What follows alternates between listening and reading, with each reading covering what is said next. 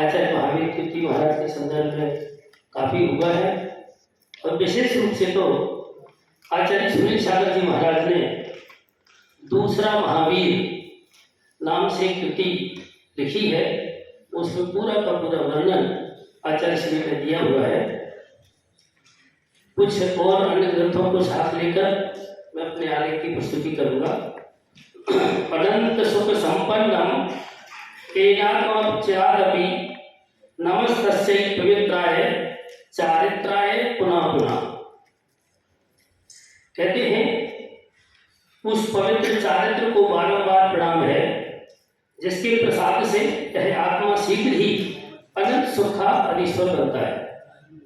ऐसे लोकोत्तर चारित्र के धनी तीर्थ भक्त शिरोमणि घोर उपसर्ग विजेता अष्टादश भाषी समाधि सम्राट आचार्य श्री 108 महावीर कीर्ति जी महाराज ने 20वीं शताब्दी के महान आचार्य आदि सागर अंकलिकर महाराज से दिगंबर जैनेश्वरी दीक्षा ग्रहण कर सम्यक चारित्र का निर्दोष पालन करके श्रवण संस्कृति को गौरवान्वित किया है।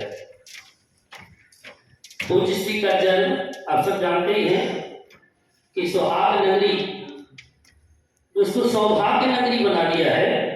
आचार्य महावीर कीर्ति जी महाराज ने जन्म लेकर सुहाग नगरी को सौभाग्य नगरी, और वो ऐसी सौभाग्य नगरी, सुहाग तो फिर भी कुछ ही दिन रहता है लेकिन सौभाग्य हमेशा चलने वाला है। ऐसे महावीर कीर्ति जी महाराज ने उस धरा को धन्य किया। विक्रम संवत 1967 में 3 मई 1910 वैशाख कृष्ण नवमी मंगलवार को शुभ नक्षत्र में जन्म हुआ।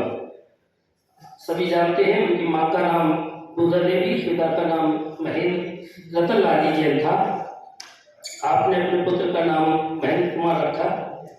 आपने विभिन्न विद्यालयों में मुरैना, इंदौर, ब्यावर आदि जगह में अध्ययन करके आपने थोड़े ही समय में न्याय, व्याकरण, ज्योतिष, वैदिक आदि का गहन अध्ययन कर लिया।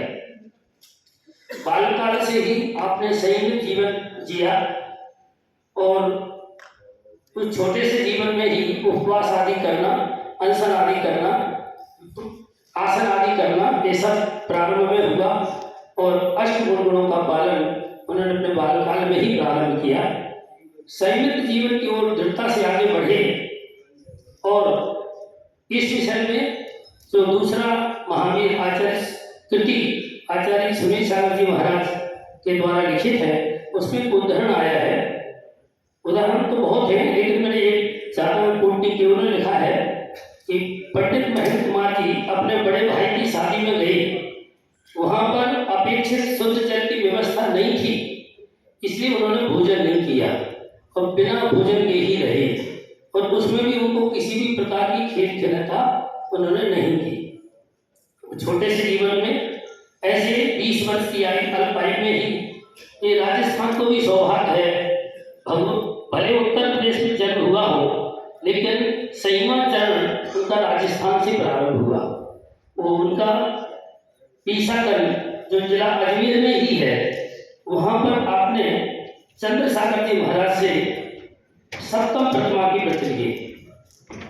1939 में आचार्य वीर सागर जी महाराज से मेवाड़ प्रांत में टाका टोका ग्राम में छोड़कर दीक्षा ग्रहण की और साधना के पद पर अग्रसर होते हुए उदगांव महाराष्ट्र पहुंचे और उदगांव महाराष्ट्र जिला कोल्हापुर, वहां पर 17 मार्च 1943 में आचार्य आदि सागर अंकलिकर से मुनि दीक्षा ग्रहण कर आप मुनि महावीर कीर्ति नाम से प्रसिद्ध हुए।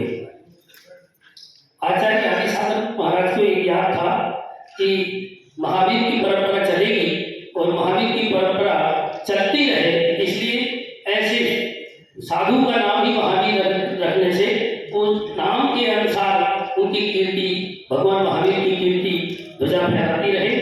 इसी प्रकार से आचार्य आदि सागर अंकलिकर मुनिराज ने मुनि महावीर कीर्ति महाराज की विद्युत्ता, त्याग, तपस्या को देखकर अपना उत्तराधिकारी बनाया और अंतिम समय में अपना आचार्य पद छोड़कर के शांति संतोष प्राप्त किया।